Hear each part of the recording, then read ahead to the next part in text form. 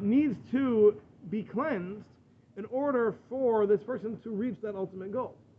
So therefore there's the system of the hardships, the difficulties, the pains that we experience in life, and that will function to cleanse the soul of those blemishes that it has. Okay, what was your question? Is there ever a time where Yisurin would be applied to a Russia? Is there ever a time... like Yisurin, the hardships, would be applied to people who have a minimal amount of negativity that needs to be wiped out. Did I misunderstand that? No, you didn't, but let's finish this paragraph before we ask that question. Okay? All right. So, V'amnam, anybody here get V'amnam points? Only Hini points? Okay. It's only Hini. All right. V'amnam. Next week is V'amnam. Kifi shir ha'achira shekibel ha'adam b'maisav, based on the degree of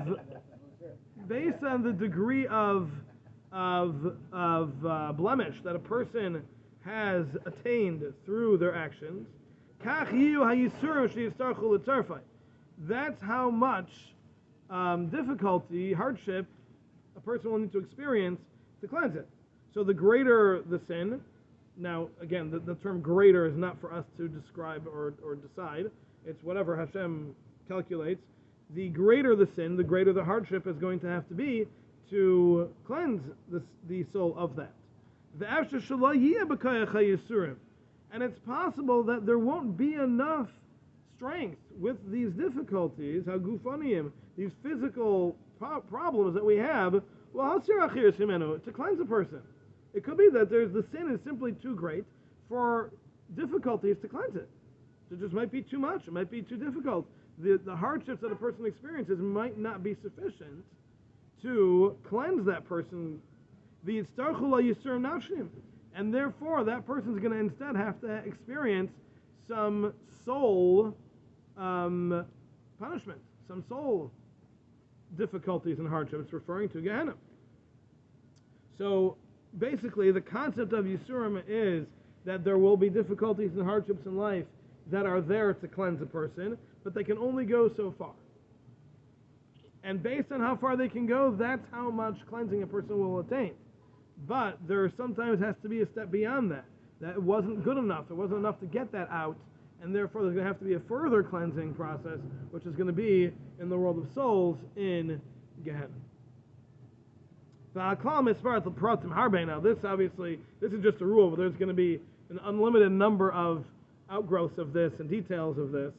It's impossible for a person to fully grasp the whole idea.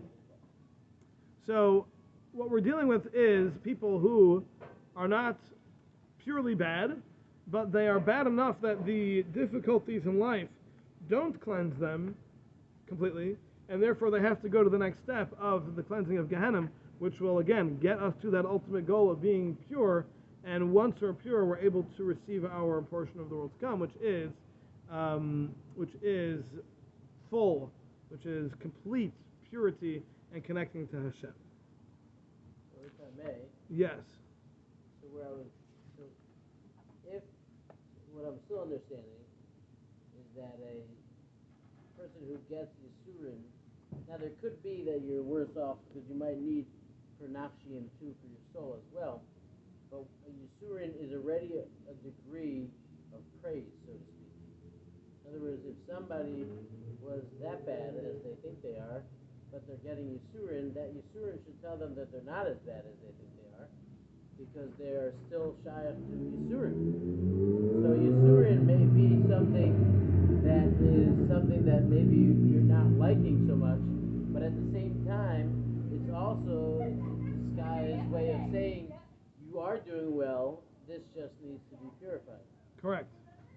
So I think that's like yeah, which is really what the next paragraph talks about, which we're out of time, so we're not going to cover that. And no, we're also not going to get to your question, which is the following paragraph, so much for getting there this week. Unless we meet again tomorrow. But yes, that is correct. If a person is experiencing difficulties in life, that generally is a sign of that, hey, you're still within the realm of being able to be cleansed and being able to be purified, so that's a good thing. Accept it, be happy with it, don't don't kick back. Don't fight back. It's a good thing. I think it's a new way of looking at something. To be something comes your way, okay, great. This is it's like yeah.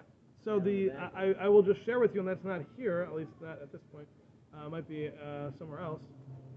Wow, that's like real armor. Oh, okay. So the extent to which, and again, he may talk about it later. I don't know, but I know a lot of others do discuss this. The extent to which a person's hardships and difficulties affect the purification is based on the way we accept them and react to them.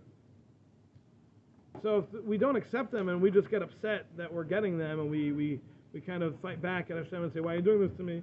and we don't accept it, then it's not going to be effective. The whole purpose of the hardships is to cleanse us because it brings us closer to Hashem, not because it pushes us away. So if it pushes us away, then we're not allowing it to do the cleansing. The pain's all still going to be there, right, but it's not going to even accomplish anything. If you accept it and you say, "Thank you, Hashem, I appreciate it, it's difficult, and I hate it, and I wish it didn't have to be this way, but I understand this is your judgment, and this is your kindness cleansing me so I don't have to be stuck in Gehenna instead. Right. If I appreciate it, then I'll get the full extent of purification from that experience itself." Yeah, that's a very important thing. All right, so let me answer your question, just because we didn't get there. But yes, every single person, through the things that they do right in this world, builds their own individual world to come. And the world to come is essentially made up of a world that is the manifestation